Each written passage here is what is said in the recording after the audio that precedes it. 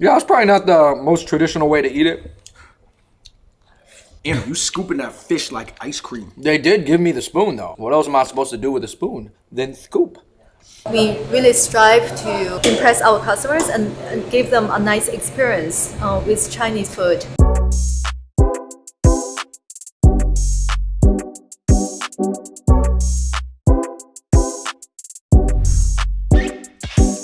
China is a big place and often filled with contradictions. On one hand, it's painted as traditional and ancient and viewed with a stuck-in-time mysticism. On the other hand, there's ultra-modern aspects like magnetic bullet trains, mobile apps, and endless skyscrapers. But what about a mix between East and West that took place 100 years ago in the city of Shanghai? The High Pi period took place between the 1920s and 1950s and is a special era that's being brought back to life in 2020 through restaurants. Today, we're hitting up 3 different spots in NYC that really represent new retro Chinese style, from the decor to the menus. Could this be the future of Chinese restaurants in America? And what's so attractive about this period in time that has everybody wishing they had a time machine? Let's find out. All right, everybody, thanks for clicking on that video. But real quick, I gotta tell you about the partner for this video, which is the Horizon Fitness 7.0 treadmill. It's bringing the studio treadmill vibes straight to your home, and in my case, a small apartment. It is the most high-tech treadmill that I've actually personally ever used, and it's been key during this quarantine because, you know, the weather's getting bad outside. I can't hoop as much, plus the gyms aren't really open, and I've been eating a lot of food, as you guys know. This has a lot of high-tech features that you might have not seen in a treadmill before, such as quick dial. It lets you control the incline and speed super easily by the touch of your thumb. It's super ergonomic. Rapid sync and its performance drive system speeds up and slows down faster than any other treadmill in its class to maximize interval workouts and keep pace with instructor cues. Featherweight is assisted folding design makes it easy to store your treadmill between workouts. It's honestly not that heavy. Variable response helps give that cushioning to protect your joints. And this treadmill syncs your workout data perfectly with popular fitness apps, including Zwift, Map My Run, and MyFitnessPal. And last but not least, it is super tech compatible. It has a console that's designed to include Bluetooth speakers, a tablet holder, and a rapid device charging port. Please check out horizonfitness.com. You can buy it off the website, or there's other dealers. And then also the price is only $9.99 if you want to buy it straight up, or $28 per month with 0% financing. So thank you for watching, and continue with this video. Listen, it's not every day that you walk into a 7-year Michelin star Chinese restaurant, but does it live up to the hype? And how'd they do it? We're here at Cafe China. We're with the owner, Zian. Tell us about your spot. We actually opened in 2011. We are the only Chinese restaurant in town that doesn't serve American Chinese food. In 2011? In 2011. Like now it's more common. In Now it's 2020. more common. And our chef actually thought we were suicidal because we didn't have that. But actually we proved them wrong because the next year we got a Michelin star. Oh, nice. How did you guys know that it was gonna work? We didn't, but I think the point is that we wanted to do this because we felt as customers, Chinese restaurant, you know, we want to take a friend to a Chinese restaurant that's respectable, serve good food, has good service. But unfortunately, at the time there was nothing around that we can use, that we can take them to.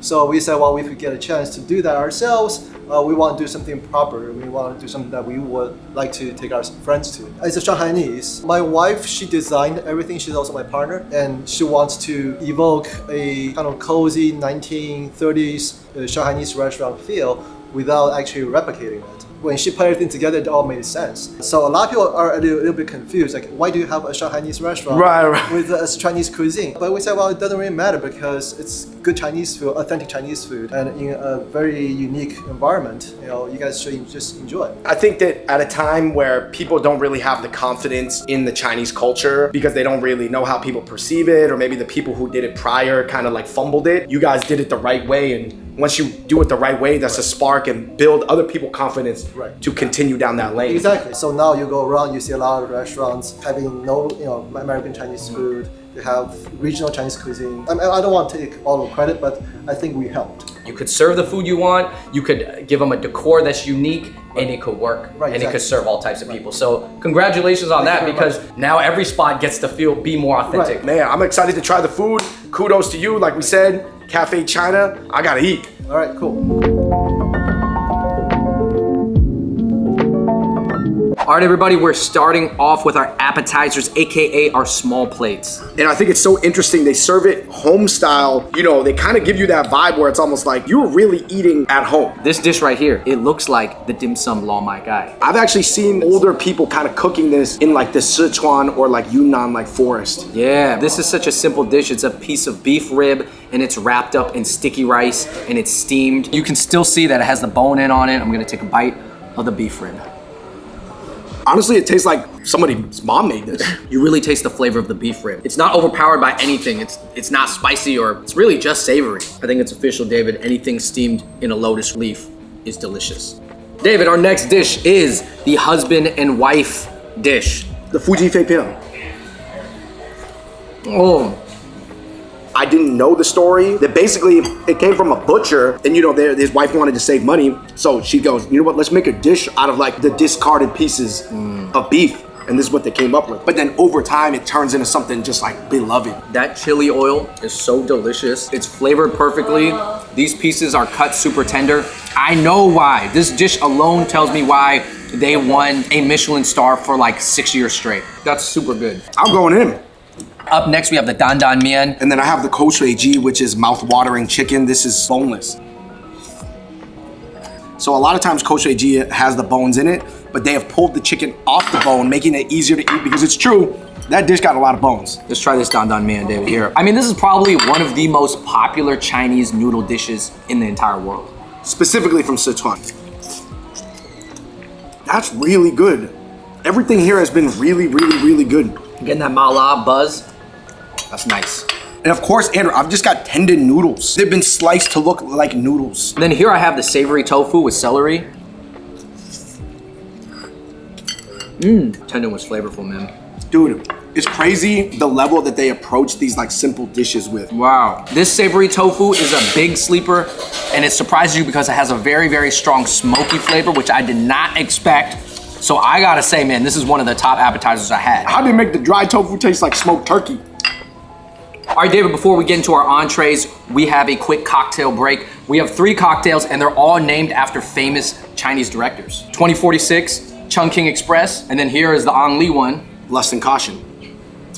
Are you double fisting I am Cafe double China right now? fisting movie cocktails. Zian, have you seen this before? No. All right, next we got the sauteed lobster, Sichuan style. This looks so saucy. Bro, look at this piece of the lobster tail right there, man. This is gonna be really good. I don't think they got that many lobsters in Chengdu. Chengdu is very landlocked, Sichuan generally. Well, this might be that, you know, northeast of America fusion right here. Sauteed lobster. Let me tell you this, it's the right amount of spicy, but it doesn't overpower the flavor of the lobster. Wow.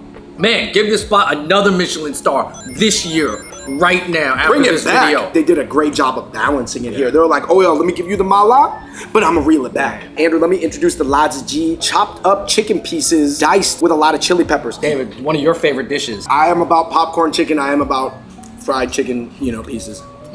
Even though there's a good amount of crust on that, I can still really taste the chicken, and that's what I appreciate about that. All right, you guys, we're at Cafe China. We're talking about Michelin star for 6 years. So much pressure, but they delivered. You said this is Kung Fu shrimp? Called Kung Fu Shrimp. Hold on, get close for this crunch. It's super hot. Wow. This is a Sichuan la jiao. Bro. Oh, and you can eat the peppers too. They just fall apart in your mouth. Guys, these are cooked so well that they're really brolic shrimp, but you can eat the whole thing, shell and everything. You know what? I wasn't gonna eat another one, but just for looking so butterflied and filleted. David, in my hand, I have the fish blossom. Now, this is a popular dish that you'll see even at like a Sichuan or Shanghainese restaurant, but it's done a little bit differently here. Oftentimes, the fish is like kind of fried upward with all the cuts in the side of it. More the Shanghainese style. Right, but this one has no bones, and it's actually not that spicy. I've had this dish before, and I never order it. It always has that really sweet red sauce on it. This one has way more like angles that it hits you at, but I would say traditionally people call that fish blossom like sweet and sour fried fish. That's like how some people refer to it. All right, you guys, I am looking at a version of sui zuyu, Chongqing style. This is the red one. It can come in white, it can come in green. All 3 of them, Andrew, they're hot. Tilapia filet right here. Oh, hold on, wait for me. Oil braised fish. Because they have tofu pieces, which almost kind of give you that texture of also fish as well. I love it that they got the pork in there too, because sometimes, you know, this doesn't have any pork. It's all a bunch of fish pieces, but they threw some other stuff at you. All right, I'll tell you this. It looks like a 9.5 out of 10 on the spicy scale. I'll say it's really probably only a 7. It's not that bad. That's what I personally love about Cafe China, is the fact that they give you that mala authentically, but then they reel it back a little bit. It's almost like 3 steps forward, 2 steps back. And for me, that's my perfect zone of Sichuan food. You buzzed 2 different ways, David, from the alcohol and the mala, because your face is a little bit lit up. David, this was a tough round, but what was your favorite 2, man? Going with the lobster and the shrimp. Man. For me, I'm going with the Mr. Lobby and Mr. I'm coming in Shrimpy. for one last bite. One last chili right here. This is the crispiest chili I've ever had. Oh my gosh. No leftovers of this dish, no way. You guys, for the longest time, Cafe China was the only Chinese restaurant on the Michelin list. And we're talking about the top tier list, the list. I can tell exactly why. So shout out to Zian, shout out to Yiming. This is it. You cannot say you love Sichuan food and not check this out in New York. Okay, Cafe China lived up to the hype, but were they just lucky? If their second concept is just as good, then what can we all learn from them? We are at Zian and Yiming's other spot, Birds of a Feather, here in Brooklyn. We're in Williamsburg. Thank you for having us. I mean, this place, honestly, it really has a vibe. What do you think it is that helps you guys do different designs and do something with Chinese restaurants that no one has seen before? This is Williamsburg. So the design, I want to reflect the Brooklyn spirit. I want it to be modern, to be hip. We really strive to impress our customers and give them a nice experience with Chinese food. So this round, we are doing modernized Chinese food. But you know, the chefs are classically trained, so they have a very strong grasp of the classic techniques. And I think that's very essential to do something creative on top of that. That's a good point. Tell us about the name Birds of a Feather, because you were saying that that's a more of kind of a loose translation of the Chinese meaning. It's a Chinese motif for like a love relationship or some brotherly relationship could be as well. Is it similar to the Hong Kong milk tea, yuan yang? Oh yeah, that's the same. half- Oh, that's the same one. Yes. Oh, that's the same too. The half tea, half So it's coffee. half tea, half coffee. That's what I love about Chinese culture. I feel like it's got so many layers to it. You just gotta keep peeling them away. This was already just fascinating, just talking to you, and we didn't even get into any food. So I can imagine how good it's gonna be once we get to the culinary aspect.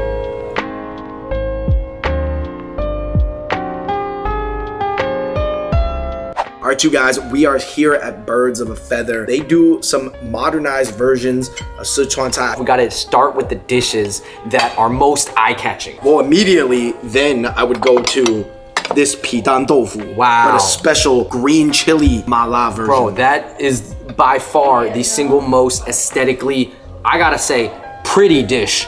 Or beautiful, That is or the cool. most beautiful pidan tofu I've ever seen. And then I gotta try, this is the fried eggplant in sweet and sour sauce, but this one's spiral cut so that it kind of stretches out. It's very interesting. It's going. That is so good. What is this eggplant stuff with? It's actually not stuffed with anything. It's just cut in a spiral so that it kind of stretches out, and so there's crispiness in between the slices of eggplant. Okay. It's delicious, man. Oh. It does fall apart quickly, so you gotta eat it. Hurry. I've got to say that that's one of the best pidan tofus I ever had. That's incredible, man. Wow. I'm really impressed that Yiming, obviously as a designer, she was able to make things aesthetic, but then still bring the flavor. David, you're a fan of matcha, and they have all types of beer and sake here. And this is a beer from Kyoto. This is a matcha IPA. Oh!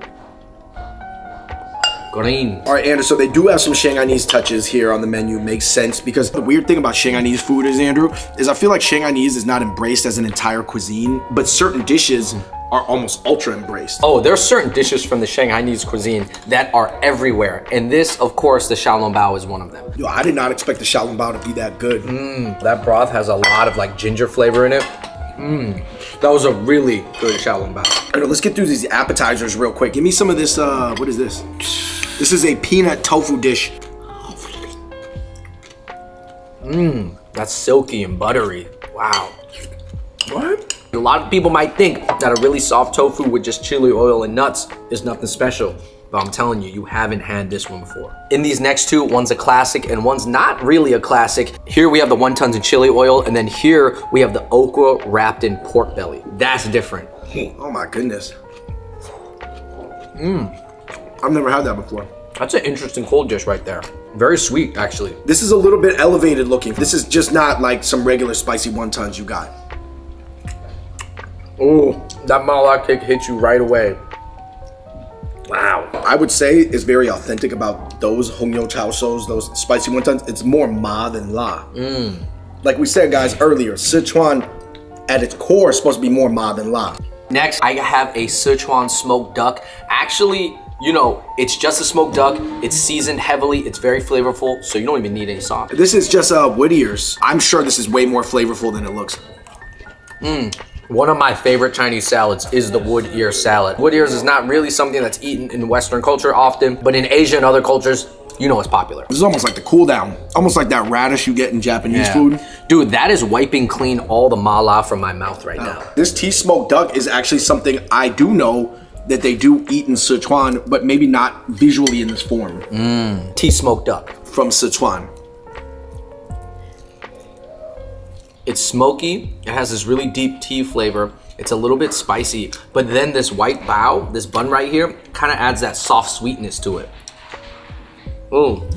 Almost tastes like it's been grilled on top of like some oak wood. All right, in my hand, we are returning to the Shanghainese cuisine. This is the Shanghai Xiao Mai. We have here and a Sichuan version of kou-rou. So this is slices of braised marinated pork belly on top of preserved veggies, on top of house-made tofu. All right, guys, let's try this Shanghai Xiao Mai.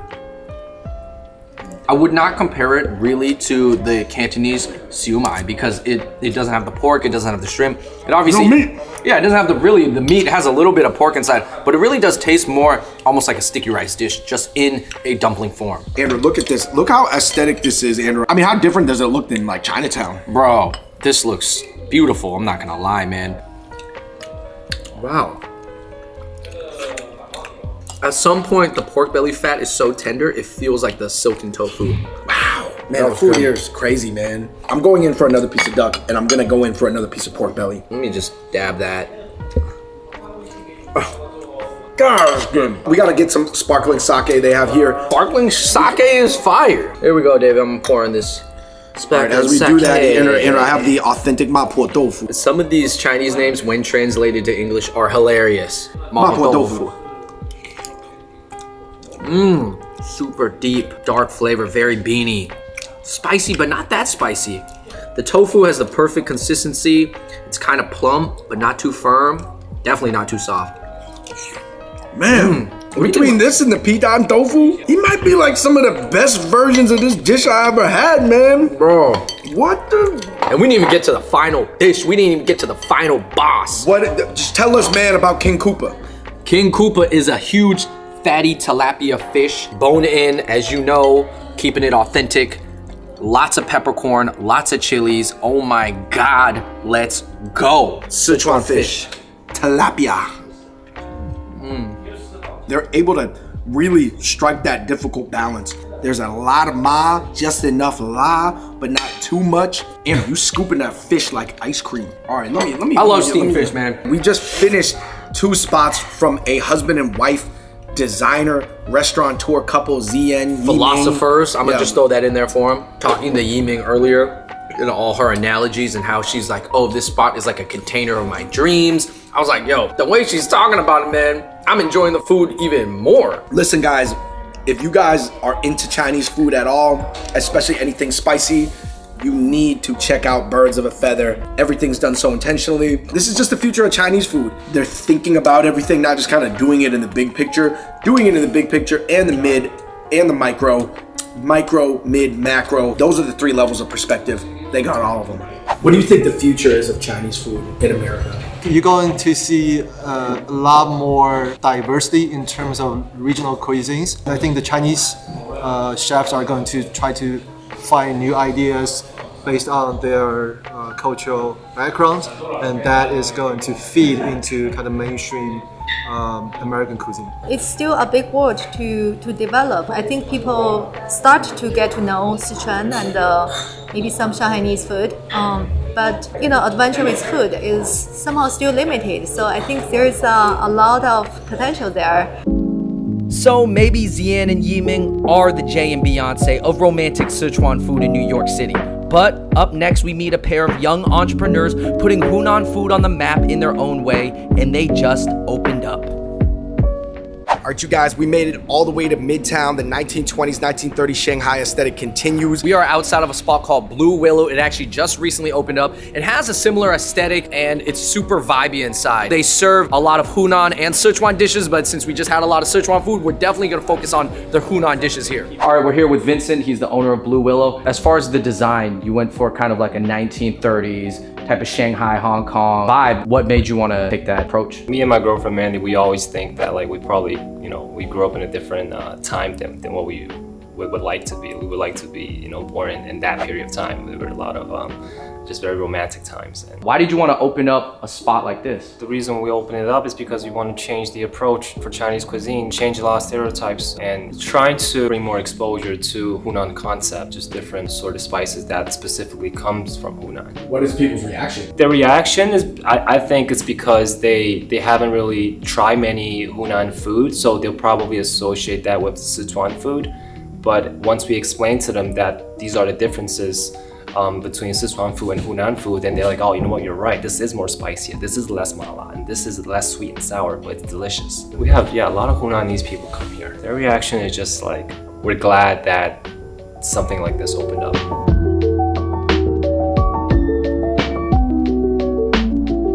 We are eating at a 1930s, 1920s Shanghai themed spot, Blue Willow, but eating authentic Hunan food cooked by a chef from Hunan. We have a feast in front of us, David. I think we have to start with particularly Hunan dishes. We are looking at the preserved pork with preserved radish. This is an incredibly Hunan dish right here, super smoky. They cured this pork for a month. I will say this about Hunan food. It doesn't look as cool or colorful as Sichuan food, but to me, the flavor is just as much there. Hunan La Ro.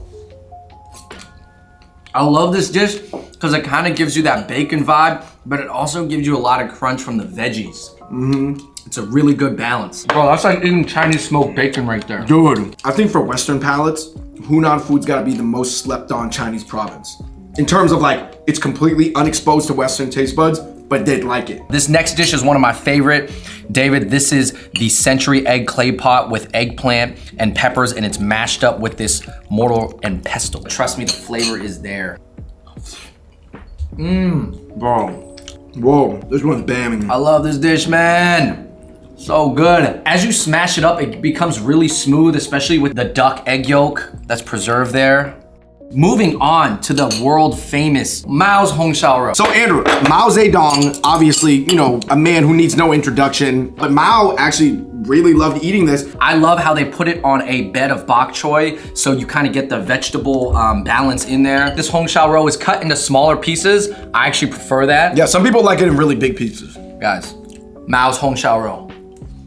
Usually this dish is very savory, a little bit more sweeter, comes in like the big pot. I actually really like this one. It's extra spicy. Chairman Mao knew how to pick a pork belly. Immediately, Andrew, between the eggplant pidan tofu and the Hongxiao roll, crazy. All right, our next two dishes. Here we have chicken wings with fried lao gan ma chili sauce on it. I've seen chicken wings many different ways, Andrew. This is my very first time seeing Hunan chicken wings. And then here we have the salted egg yolk corn. So this is called golden corn. It's covered in salted egg yolk. It's fried. It's a great snack. You eat it with your cocktails. You want to grab a Hunan wing?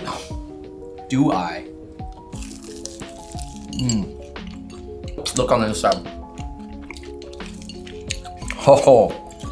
Packing the flavor. Even though this is a small wing, it's got big flavor. I've got to tell you that is a new one, and that's a good one. That's up there. All right, guys. Trying the golden corn. It's a little crispy on the outside. It's juicy on the inside. It's got that sweet corn juice bursting in my mouth with the salted egg yolk flavoring. I like that a lot. Wow. I gotta say, man, the food here at Blue Willow is really, really good. Two more pan Chinese dishes that are not particularly Hunan, but served at a lot of spots, David. Classic spicy wonton. I mean, we had it at a bunch of spots, but every spot kind of does it different. This is a staple dish that I think everybody orders. That's a hot one. Whoa. David, if you think that's spicy, let me cool it down with some salted egg yolk tofu. This salted egg yolk tofu would definitely be the cool down dish. It's got a calming effect. All right, in my hand, I have the Hunan take on Arctic surf clams. You know, like we said, Hunan food typically landlocked, but they're like, you know what? We're in America now, we're in the Northeast, we've got access to great Arctic surf clams. Let's Hunan it out. Ooh, wasabi kick. I don't know why wasabi just across the board just works well in seafood, man.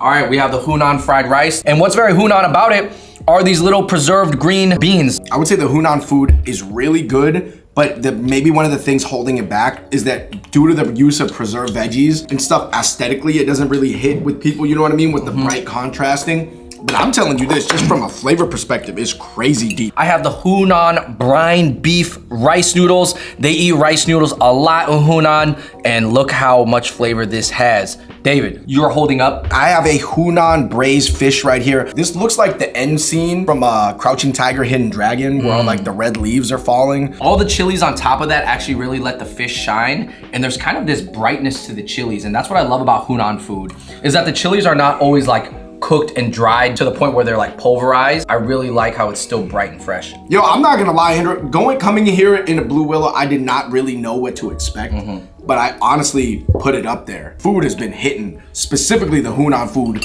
Guys, this is the beef rice noodle. Whoa, tell them. Whoa. Specifically the noodles themselves, man. Whoa. I don't even need the beef, wow. When noodles are that brown, you know they got the flavor. If you love delicious food and you guys happen to be in New York City around Central Park, come to Blue Willow. This is the fish fillet chili pot. This is a popular Sichuan dish. They have fresh peppercorns on top. We're gonna pair that with this Sichuan cocktail because they put a Sichuan chili and some peppercorns in this mala drink. This is insane. Oh, wow. Got a spicy kick on the cocktail. Oh, not bad, guys. Fish fillets are cut very thin. The mala kick is not too crazy. The numbing is not overpowering. It's still very enjoyable. Shout out to them. They found a good balance. I think what stands out to me too is how thin the fish slices were and they were deboned. Yeah. David, what was your top 2 dishes that you had here? That just surprised you, it shocked you. Oh my goodness, man. I love Hunan food, and I actually just reminded me that I don't get to eat it enough, maybe because it's not presented in this modern, cool, elevated way. But I would have to say eggplant century dish, and then I'm actually gonna go with the preserved pork dish. Ooh, this was a killer. Yeah. My favorite that surprised me, I do have to say, I think it's the beef rice noodles. It's such a simple dish. I didn't, to be honest, expect much from it, but I enjoyed it so much. And then I do have to say, man, the century egg clay pot. This is a winner right here. If you guys ever get the chance to try this, go to a Hunan restaurant and order this dish, please, because anybody who makes this dish is probably gonna do a good version of it. We have tried so many different things on this crawl, sort of understanding where the future of Chinese food is going, specifically with the Shanghai 1920s, 1930s aesthetic. I know it's such a popular design sort of genre right now, Andrew. This is the aesthetic nowadays. This is where people wanna eat food. It just seems like kind of this era that people really wanna hold on to and remember. And I look forward to seeing even maybe more spots opening with this aesthetic. For decades, Chinese restaurants in New York City were in a funny position. They were either a great value but had questionable service, or you only wanted to eat there with your elders or family, or they were wildly overpriced for those outside of the community. But now you have respectable, cool, vibey spots that won't make you go bankrupt. And when it comes to changing the image of Chinese food, it starts on an individual basis. Every customer served is another customer that has a wider range of what they believe can be Chinese food. So maybe we just want to expand what it means. I mean, it can be $3, it could be $30, or it could even be $300. And maybe it's still worth it at all those levels. Thank you so much for joining us on this very special episode of Farm Bros Food. Make sure you like, subscribe, turn on your notifications.